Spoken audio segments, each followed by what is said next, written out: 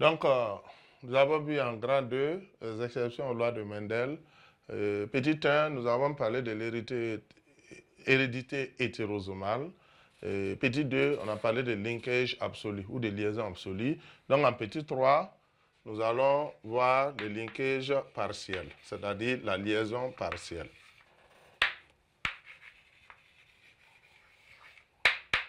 Donc, linkage partiel ou liaison partielle. Voilà, comme d'habitude, nous allons prendre un exemple, voilà, que nous allons étudier ensemble.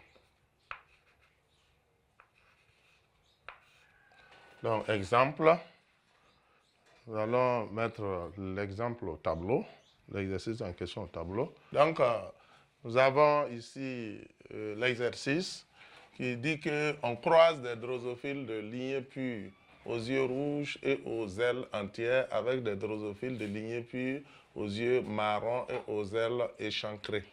En F1, on obtient des drosophiles toutes aux yeux rouges et aux ailes entières. Le croisement entre femelle F1 et mâle homozygote aux yeux marrons et aux ailes échancrées fournit 410 drosophiles aux yeux rouges et aux ailes entières, 400 drosophiles aux yeux marrons et aux ailes échancrées, 111 drosophiles aux yeux rouges et aux ailes échancrées, 109 drosophiles aux yeux marrons et aux ailes entières. On demande d'analyser et d'interpréter donc ces résultats.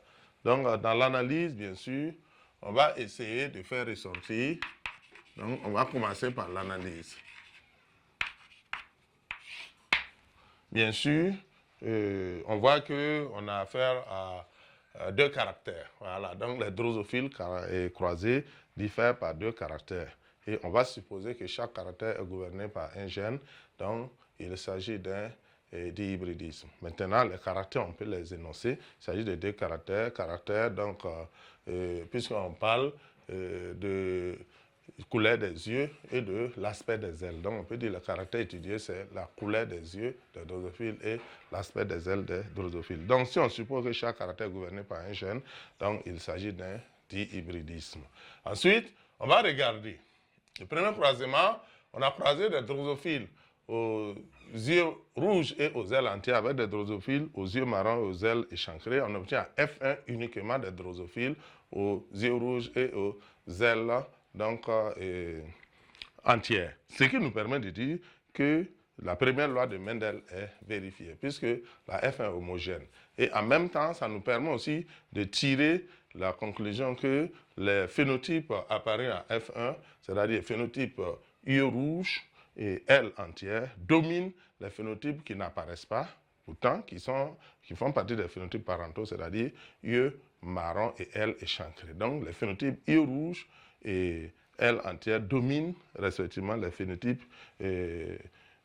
yeux marrons et ailes échancrées. Ça veut dire que les phénotypes yeux rouges dominent le phénotype yeux marron et que le phénotype yeux et ailes plutôt entière domine le phénotype ailes échancrées. C'est ce que ça veut dire. Et cela va nous permettre donc directement de faire le choix des allèles. Donc, je vais commencer à écrire à partir du choix des allèles. Donc, on a bien sûr rouge et puis marron. C'est rouge qui domine. Donc, je vais prendre grand R. Donc, l'allèle dominant responsable du phénotype yeux rouge. Et je vais prendre petit r, l'allèle récessif responsable du phénotype yeux marron.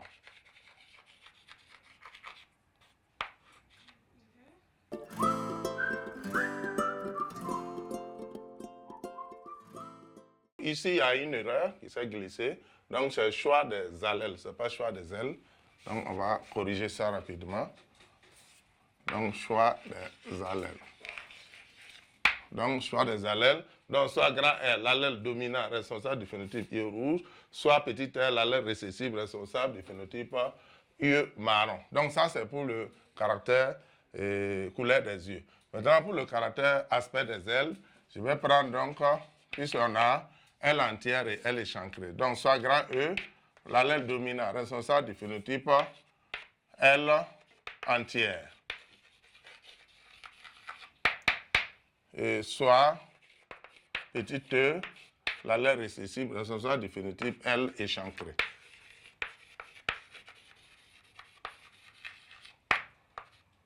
Donc, voici ce qui est du choix des allèles.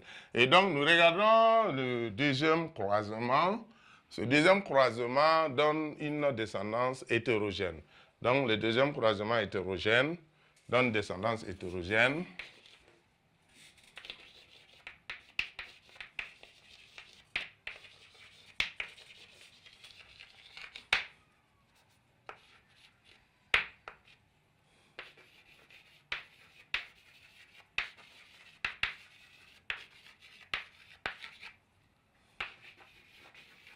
Donc, on va calculer la proportion obtenue. Ce deuxième croisement, d'ailleurs, qui, si on se rappelle de notre leçon, c'est un test cross. C'est un croisement F1 et un parent récessif. Donc, c'est un test cross. Donc, on va calculer les proportions donc, des phénotypes obtenus. Donc, calculons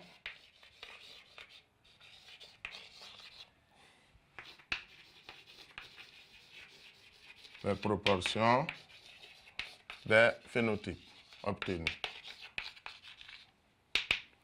Donc, on a L, yeux rouge, L échancré. On a 410. Donc, je vais calculer en pourcentage, divisé par un total. Donc, j'ai 400, 810. Ça fait 921. 921. Ça doit faire 1030. Donc, 1030. Donc, grand R, petit e.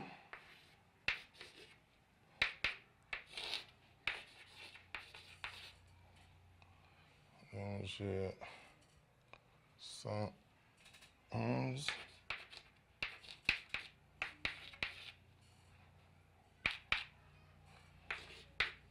Petit e, grand e. Ensuite, 109.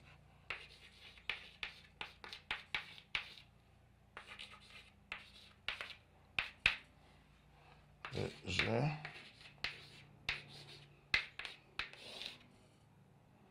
1400, je pense.